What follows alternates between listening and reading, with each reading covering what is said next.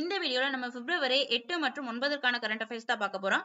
முதல் கேள்வி, இந்தியாவின் முதல் மிகப்பெரிய சூரிய மின்கல உற்பத்தி அலகு எங்கு திறக்கப்பட்டது? சோ இந்தியாவிலேயே பாத்தீங்கன்னா மிகப்பெரிய சூரிய மின்கல உற்பத்தி அலகு சோ எங்கன்னு பாத்தீங்கன்னா ஆப்ஷன் டி. சோ தமிழ்நாட்டுல திருநெல்வேலியில. ஓகேங்களா? சோ இதோட வளாகம் எங்க அமைஞ்சிருக்குன்னு பாத்தீங்கன்னா கங்கை கொண்டான் சிப்காட். ஓகேவா? அங்கதான் வந்து பாத்தீங்கன்னா இந்த சூரிய மின்கல உற்பத்தி அலகு நிலையம் திறக்கப்பட்டது. இதோடைய செலவு என்னன்னு சொல்லி பாத்தீங்கன்னா 3800 கோடி ரூபாய் செலவுல வந்துட்டு இதை அமைச்சிருக்காங்க. இதோட உற்பத்தி திறன் வந்து பாத்தீங்கன்னா 4.3 ஜிகாவாட். ஓகேங்களா? சோ உற்பத்தி திறன் 4.3.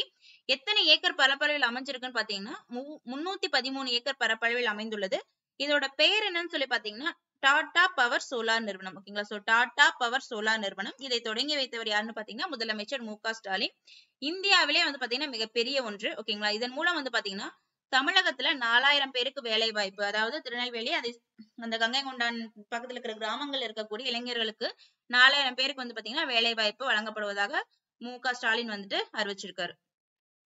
இரண்டாவது கேள்வி வந்து பாத்தீங்கன்னா எந்த நாடு திருநங்கைகள் பெண்கள் விளையாட்டுகளில் ஈடுபட தடை விதித்துள்ளது?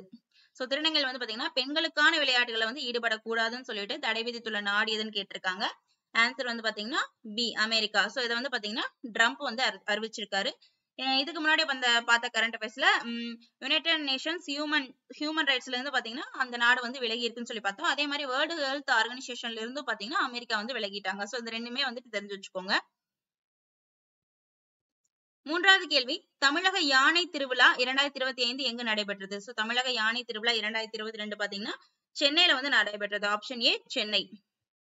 நான்காவது கேள்வி, 2025 ஜனவரி 31 நிலவரப்படி. சோ 31னா போன மாசம் 31ஆம் தேதி நிலவரப்படி அது வரைக்கும் வந்து பாத்தீங்கன்னா இந்தியாவுடைய மொத்த சூரிய சக்தி நிறுவப்பட்ட திறன், ஓகேங்களா, சூரிய சக்திக்கான நிறுவப்பட்ட திறன் வந்து பாத்தீங்கன்னா எத்தனை ஜிகாவாட்டாக உள்ளதுன்னு கேட்டிருக்காங்க. சோ இது வரைக்கும் நிறுவனதுல சோ இந்த 2025 ஜனவரி 31 நிலவரப்படி சோ அது வரைக்கும் நிறுவப்பட்டதுல சூரிய சக்தியுடைய திறன் எவ்வளவுன்னு சொல்லி கேட்டிருக்காங்க.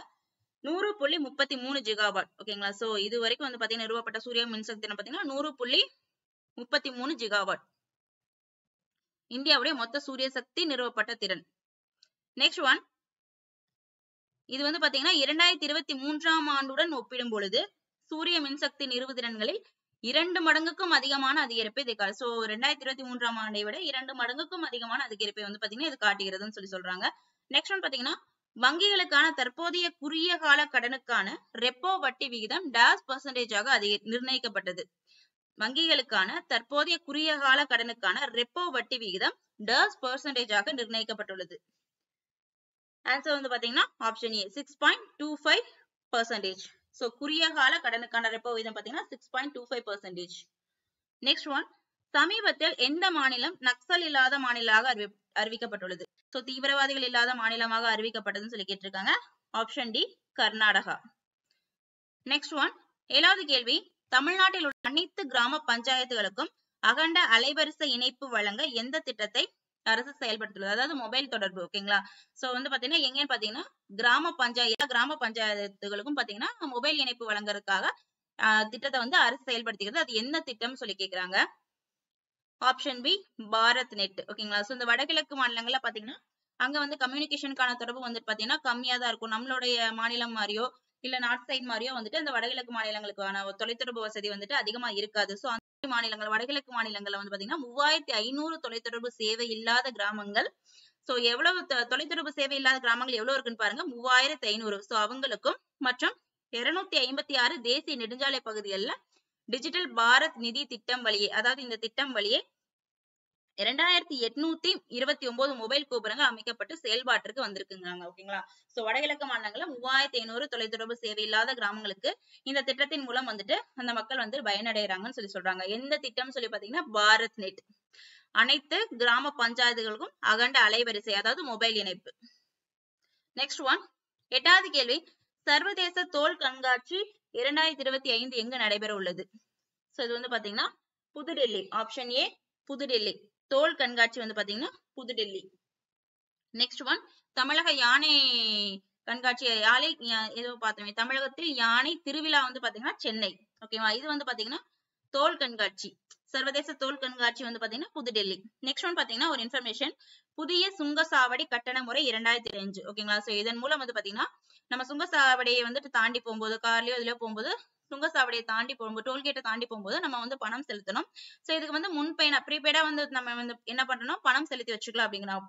என்னன்னு சொல்றாங்கன்னு பாத்தீங்கன்னா 3000 ரூபாய் அல்லது 15 ஆண்டுகளுக்கு, சோ ஆண்டுக்கு 3000 ரூபாயோ இல்ல 15 இயர்ஸ்க்கு வந்துட்டு 30,000 செலுத்தினால் நாடு முழுவதும் இருக்கிற எல்லா டோல்கேட்லயும் பாத்தீங்கன்னா கட்டணம் இல்லாமல் சென்று வரலாம் அப்படிங்கிற புதிய திட்டத்தை மத்திய சாலை போக்குவரத்து மற்றும் நெடுஞ்சாலைகள் அமைச்சகம் செய்து வந்துள்ளது. ஓகேங்களா. சோ நம்ம அப்பப்ப வந்துட்டு பணம் செலுத்துவோம், 100 ரூபாய் பே பண்ணி போயிட்டு இருப்போம். ஓகேங்களா. சோ அதுக்கு பதிலா இயர்லி ஒன்ஸ் வந்துட்டு நம்ம வந்துட்டு என்ன பண்றோம், ரீசார்ஜ் பண்ணி வச்சுக்கிறதா. இயர்லி வந்துட்டு 3000மோ இல்லைன்னா 15 ஆண்டுகளுக்கு 30,000மோ வந்துட்டு நம்ம வந்துட்டு பே பண்ணோம்னா நாடு முழுவதும், சோ இந்தியால இருக்கக்கூடிய எந்த இடத்துக்கு வேணாலும் நம்ம என்ன பண்ணலாம், டோல்கேட் வந்துட்டு கட்டணம் இல்லாமல் சென்று வரலாம் அப்படிங்கிற திட்டத்தை யார் அறிமுகப்படுத்தினாங்கன்னு பாத்தீங்கன்னா மத்திய சாலை போக்குவரத்து மற்றும் நெடுஞ்சாலை அமைச்சகம் அறிமுகம் செய்துள்ளது. இதுதான் பாத்தீங்கன்னா புதிய சுங்கசாவடி கட்டண முறை 2025. நெக்ஸ்ட் ஒன் பாத்தீங்கன்னா ஐநாவுடைய மனித உரிமை கவுன்சிலில் இருந்து சமீபத்தில் வெளியேறிய நாடு. ஓகேங்களா. சோ இது வந்து பாத்தீங்கன்னா யாருன்னு பாத்தீங்கன்னா அமெரிக்கா. சோ ஆல்ரெடி வந்துட்டு வேர்ல்டு ஹெல்த் ஆர்கனைசேஷன் அதுல இருந்து இவங்க விலகிட்டாங்க. அதே மாதிரி இவங்க பத்தி பாத்தீங்கன்னா இந்த நாடு மனித உரிமை கவுன்சில் இருந்து, அதாவது யுனைடெட் நேஷனுடைய ஹியூமன் ரைட்ஸ்ல இருந்து வந்து பாத்தீங்கன்னா இந்த நாடு விலகிருச்சு. நெக்ஸ்ட் ஒன் பாத்தீங்கன்னா இந்தியாவுடைய வன அறிக்கை 2023. சோ வன அறிக்கைன்னு பாத்தீங்கன்னா இந்த தடவை வந்து பாத்தீங்கன்னா அதிகரிச்சிருக்கு அப்படின்னு சொல்றாங்க. முந்தைய 2021ஆம் ஆண்டின் மதிப்பீட்டு அறிக்கையுடன் ஒப்பிடும் பொழுது நாட்டுடைய மரங்கள் அதுக்கப்புறம் வனப்பகுதி காட்டு பகுதி எல்லாம் பாத்தீங்கன்னா 1445.8 சதுர கிலோமீட்டர் அதிகரித்துள்ளது அப்படிங்கிறாங்க. சோ ஜியோகிராபி பேஸ் பண்ண ஒரு கரண்ட் அஃபேர்ஸ். சோ ரொம்ப முக்கியமான ஒண்ணு பார்த்து வச்சுக்கோங்க. இதன் மூலம் நாட்டுடைய மொத்த மரங்கள் மற்றும் வனப்பகுதி பாத்தீங்கன்னா 8,27,356.95 சதுர கிலோமீட்டர் ஆகும் அப்படிங்கிறாங்க. ஓகேவா. இது நாட்டுடைய மொத்த புவி பரப்பிலேயே நம்மளோட நாட்டோட மொத்த புவி பரப்பில் இந்த மரங்கள் மற்றும் வனப்பகுதியோட பெர்சன்டேஜ் எவ்வளவுன்னு சொல்லி பாத்தீங்கன்னா 25.1%. ஓகேவா. சோ 2021 விட இப்ப வந்து அதிகரிச்சிருக்கு அப்படின்னு சொல்லி சொல்றாங்க. சோ ஒன்ஸ் அகைன் ரிவிஷன் பண்ணிடலாம். இந்தியாவுடைய முதல் மிகப்பெரிய சூரிய மின்கல உற்பத்தி அலகு எங்கு திறக்கப்பட்டதுன்னு பாத்தீங்கன்னா திருநெல்வேலி. சோ ரொம்ப ரொம்ப இம்பார்ட்டன்டான ஒண்ணு, திருநெல்வேலி கங்கை கொண்டான் சிப்காட் வளாகம். நெக்ஸ்ட் ஒன் பாத்தீங்கன்னா எந்த நாடு திருநங்கைகள் வந்து பாத்தீங்கன்னா பெண்கள் விளையாட்டுகளில் ஈடுபட தடை விதித்துள்ளது? ஆன்சர் வந்து பாத்தீங்கன்னா அமெரிக்கா. நெக்ஸ்ட் ஒன் தமிழக யானை திருவிழா 2025 எங்கு நடைபெற்றது? சென்னையில. நான்காவது கேள்வி 2025 ஜனவரி 31 நிலவரப்படி இந்தியாவுடைய மொத்த சூரிய சக்தி நிறுவப்பட்ட திறன் எத்தனை ஜிகாவாட்டாக உள்ளது? 100.33 ஜிகாவாட்டாக உள்ளது. நெக்ஸ்ட் ஒன் பாத்தீங்கன்னா வங்கிகளுக்கான தற்போதைய ரெப்போ குறுகிய கால கடனுக்கான ரெப்போ விகிதம் பாத்தீங்கன்னா 6.25% நிர்ணயிக்கப்பட்டுள்ளது. ஆறாவது கேள்வி சமீபத்தில் எந்த மாநிலம் நக்சல் இல்லாத மாநிலமாக அறிவிக்கப்பட்டுள்ளதுன்னு பாத்தீங்கன்னா கர்நாடகா.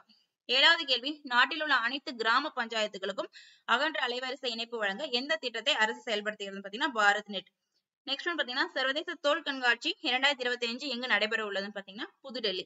நெக்ஸ்ட் ஒன் பாத்தீங்கன்னா புதிய சுங்கசாவடி கட்டண முறை 2025 பாத்தீங்கன்னா இயர்லி வந்துட்டு 3,000 இல்ல 15 ஆண்டுகளுக்கு 30,000 செலுத்தினா நாட்டில் இருக்கக்கூடிய எந்த டோல்கேட்லயும் பே பண்ண வேண்டிய அவசியம் இல்லை அப்படிங்கறதா இந்த கட்டண முறை. நெக்ஸ்ட் ஒன் பாத்தீங்கன்னா ஐநாவுடைய மனித உரிமை கவுன்சிலில் இருந்து சமீபத்தில் வெளியேறிய நாடு எதுன்னு பாத்தீங்கன்னா அமெரிக்கா. நெக்ஸ்ட் ஒன் பாத்தீங்கன்னா இந்தியாவுடைய வன நிலை அறிக்கை 2003 அறிக்கையின்படி சோ பாத்தீங்கன்னா எவ்வளவு அதிகரிச்சிருக்கும் பாத்தீங்கன்னா 1445.81 சதுர கிலோமீட்டர் மரங்கள் மற்றும் வனப்பகுதி நம்ம இந்திய நாட்டுல வந்து அதிகரிச்சிருக்கு. ஓகேவா. இது வந்து நாட்டோட புவிப்பரப்புல வந்து பாத்தீங்கன்னா 25.1% வந்துட்டு மரங்கள் மற்றும் வனப்பகுதியா இருக்கு அப்படின்னு சொல்லி சொல்றாங்க. Thank you friends.